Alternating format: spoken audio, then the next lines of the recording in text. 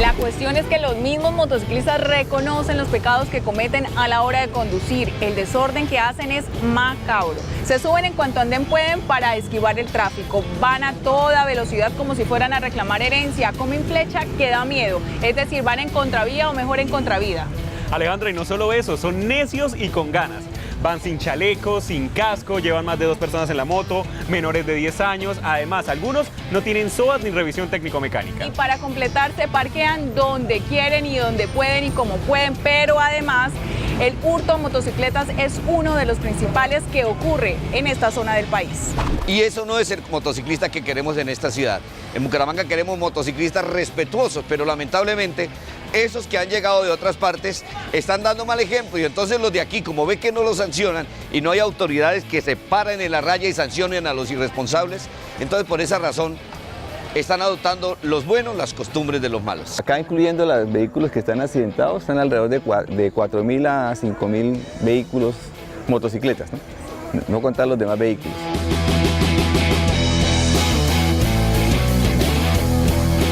Alejandra, Girón es el tercer municipio en Colombia con más motos matriculadas y el primero en el área metropolitana de Bucaramanga. O si no, escuchemos la voz de la conciencia. En Bogotá hay matriculadas 471.625, en Envigado 378.976 y en Girón 224.622 motos. En este primer semestre, con cierre a junio, tenemos matriculadas un total de 10.800 vehículos, de los cuales 8.224 corresponde a motocicletas. Se debe especialmente a que Girón maneja unas tarifas que son las más económicas en el área metropolitana. Eficiencia y eficacia en los tiempos de matrícula.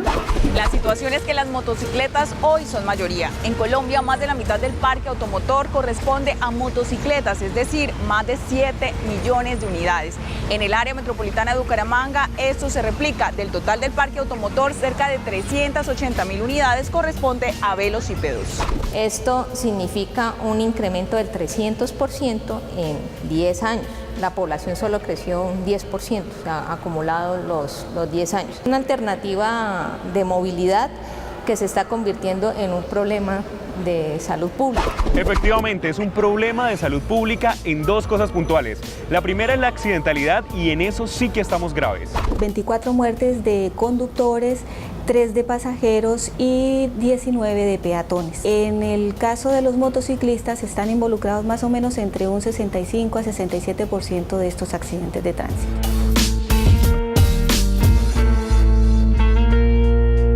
Bueno, en este tema las repercusiones se reflejan principalmente en traumas cráneoencefálicos y en fracturas de las extremidades superiores e inferiores, claro, cuando no es fatal. La tasa es de 14 víctimas fatales por cada 100.000 habitantes, un poco menos que la media nacional, que es de 14,95%. En este primer semestre, el día en que se han registrado los mayores accidentes de tránsito ha sido el día domingo. Van 5 que han sido en horas de la que se supone es la hora de restricción del uso de motocicletas. Hay muchas de estas muertes que tienen que ver con el choque contra un objeto fijo, que generalmente lo que indica es una alta velocidad.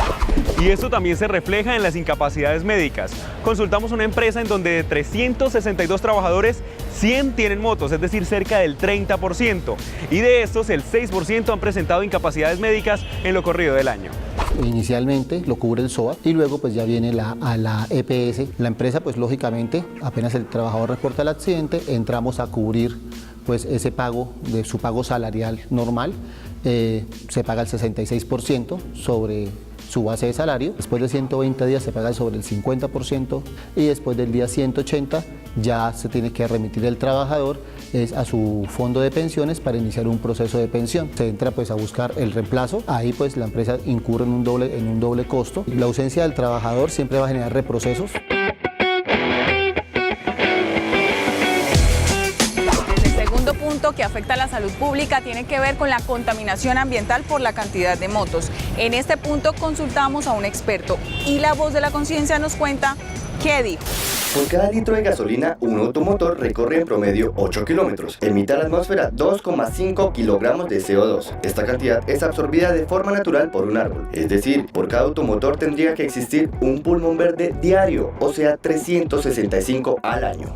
Bucaramanga, sobre todo la capital, es una de las ciudades donde más mortalidad se está presentando por infección respiratoria aguda. Y yo creo que a nivel nacional sí se necesitaría subsidiar el transporte público. Por ejemplo, que Metrolínea valiera el pasaje 1.000, 1.500. Estimo así a la tasa que está creciendo, que más o menos en 5 años tenemos el doble de motos de las que tendremos hoy. Bueno, ahora les explico lo siguiente. En un transporte de servicio público que no es eficiente ni óptimo y que además es costoso, pues sale a relucir el transporte informal, en este caso el mototaxismo, que en muchas oportunidades es la única fuente de ingreso para familias que no encuentran oportunidades laborales. No es un problema de Bucaramanga, es un problema nacional e inclusive internacional. Entonces aquí pues habrá que mirar cómo se mejora todo lo que es el transporte público, cómo se mejoran las opciones para el empleo de estas personas.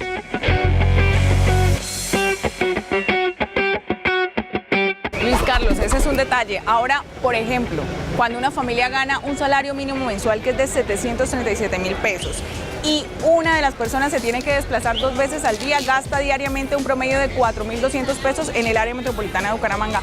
Pero cuando son 2 integrantes de la familia, aquí sacamos cuentas con La Voz de la Conciencia. A ver. Bueno, entonces, esto es así como aclarando las cosas. Si son 2 personas con 2 trayectos al día, son 8.400 diarios. Por 24 días, son 201.600 pesos. Casi una tercera parte del salario mínimo mensual. Y si una moto se puede pagar en cuotas de 200.000 pesos y queda, luego por mes se tanquea por mucho con 50.000 pesos. ¿Cómo se pretende que los ciudadanos no migren del transporte público a esta alternativa? En Colombia, en los últimos años, hubo un auge por encima de las 550.000 unidades anuales. Desde el año pasado venimos con una tendencia a la baja. Hemos caído este año cerca de un 30% en la región y cerca de un 17% en el mercado nacional. Un motor 4 tiempos no genera el humo, no genera la contaminación auditiva que genera de pronto otro tipo de vehículos. De por sí, de todos los actores de la vía, a excepción de la bicicleta y de las personas que caminan, la motocicleta es la que menos genera contaminación del ambiente. Entre tanto, Alejandra, las autoridades debaten sobre el tema. Invierten la plática de las multas en campañas para que los motociclistas cambien sus conductas. Pero hay algo que realmente preocupa y es que entreguen licencias de conducción a personas que no se saben si son aptas para esto. Bueno, y lo digo, Luis Carlos, con conocimiento de causa. Familiares han ido a tramitar la licencia de conducción para carro, hacen el curso, pero casi al finalizar les dicen, ¿quieren el pase para moto? Se lo entregamos, pague y se lo tramitamos. Negocio redondito, pero ¿quién vigila eso? Ahí sí nadie nos contestó. La responsabilidad de las academias de conducción es muy alta, o sea, porque realmente no es solamente cobrar y decirle al muchacho tome su licencia, lo manda uno literalmente a que se mate. Entonces pienso que ahí sí las autoridades deberían como ejercer una veeduría o un control sobre las mismas empresas que están otorgando las licencias.